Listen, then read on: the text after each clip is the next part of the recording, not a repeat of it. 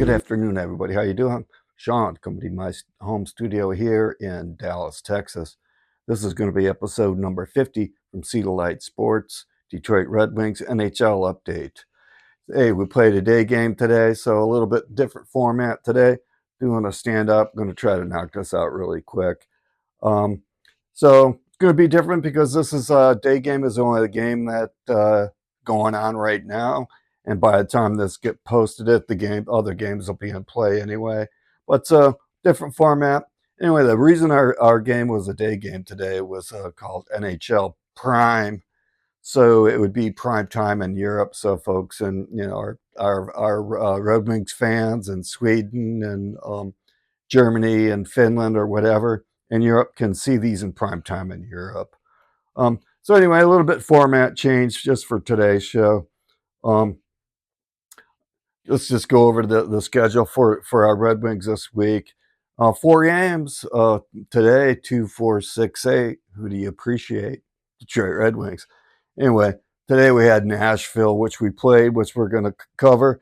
Our next game is going to be Vegas, and then Florida on Friday, and then Sunday, New Jersey. These are going to be some tough games. It's going to be a tough week for us, and let's keep a close eye on these wild card in the playoff races. This every other day is going to game played is going to be going on for the rest of this season. Final 20 games here. Hold on to your hats. But anyway, let's just move on. Our team obviously played in Nashville on the road. Both teams coming off a loss. Ours wasn't pretty, which we covered the other day. But anyway, let's just jump right into it. Right off the bat, I thought we played pretty decently. First period, it was half and half. I think Detroit owned the first half. The second half of the period, Nashville got their legs, and let's just jump into the scoring real quick.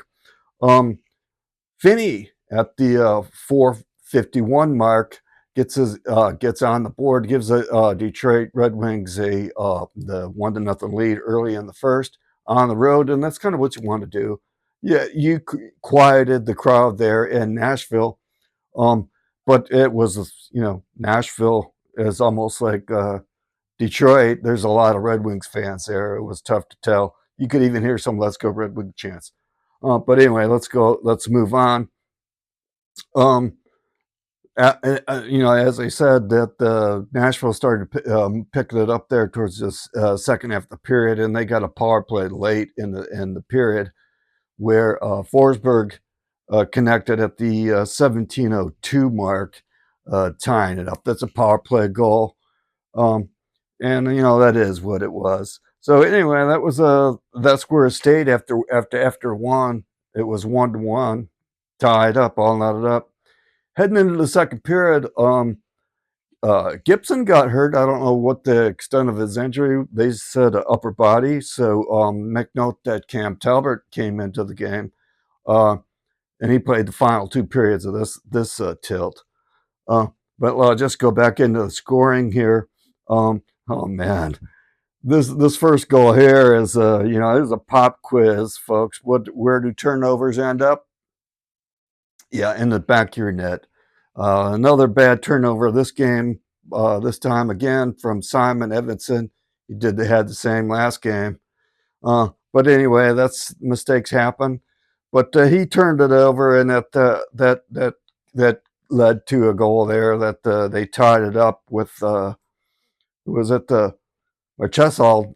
Jonathan Marchessault tied it up there.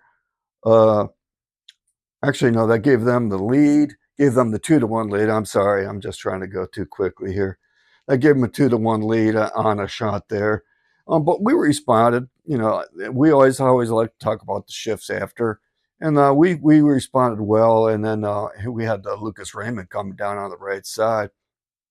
Oh man, he takes a nice pass, and he looked to me like he ran out of real estate. I don't know how the hell Lucas got that in, but anyway, he put that goal in there with hardly any room. I don't know where it would end, but it looked like it just caught the inside of the pipe. I don't know if it went under the pad or through the legs or whatever, but it found a hole and it got the back of the net. That tied it up at 2. And then moving on into the period, we go. And we were short-handed here, and they were taking it. Nashville was taking it to us, and then they're upset. They were whining about that. They thought there should be a penalty, but anyway, and it could have been. But that's hockey. It happens. It wasn't that big of a deal. It was for them, but not for us. But anyway, it led to a 2-on-1 on their power play. And this is, kids, if you fall down and you don't hear a whistle, get your ass up. That dude's laid down there and was crying to the ref, watching our two boys come down on a 2-on-1. Now, if that happens to you, if you don't hear the whistle, don't be crying to the ref. Get your ass down there and try to bust up this play. But anyway, it was a 2-on-1. And Albert Johansson there, this is the way you want to kill penalties, folks. Short-handed goal, giving us a 3-2 lead. This ended up being the game winner, folks. It was great to see. It's a kid's second goal of the season, and he's had ups and downs. I hope this is going to be some positives for him. But anyway, that gave us the 3-2 lead there. And then here we go, heading into the third period. I don't know. We didn't really play that bad. Didn't play that good, but we were engaged. We were winning battles. Oh, I was saying, let's not rope a dope. Let's not rope a dope. I don't know how many times I said that, but we held on. And Alex DeBrincat there with the seals a deal on the empty netter, giving the Detroit Red Wings the 4-2 victory here. And a huge regulation win and a huge 2 points. And that lifted us back up out of the wild card slot into the 3 slot in the Atlantic. So huge win. It could be temporary because, like I said, we're the only team that played. So we got some games playing tonight and tomorrow. So anyway, that's the game. That was a final. 4-2, huge regulation win for our boys. So this is, you can see that I'm going to toss up the schedule here for the today's games, handful of games today, and then there's a list of games there for tomorrow as well. No results because we're the only one, and I'm doing this a little bit differently. So that's it. And then now let's move on and then look into the. I want to look at our PK our power play and our PKU stats, because this is going to be huge going down into the stretch here as we're battling. We dropped significantly on our PK to 19th, and we need to get that up. Our power play is pretty good in the 9th.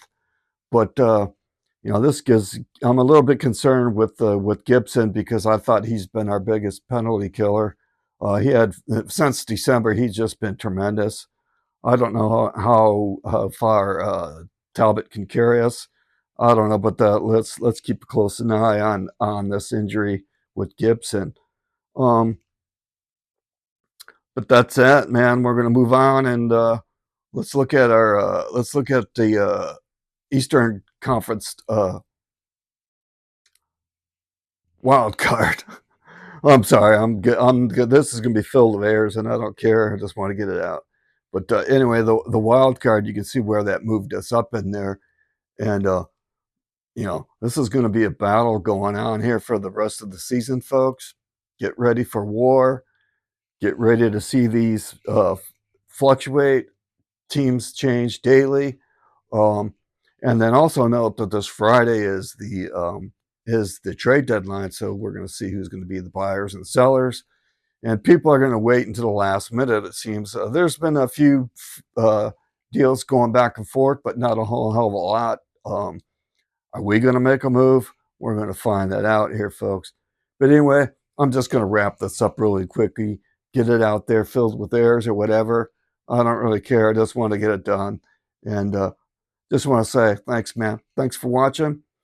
Be kind and nice to everybody. See the light, and I'll catch you guys on the next one.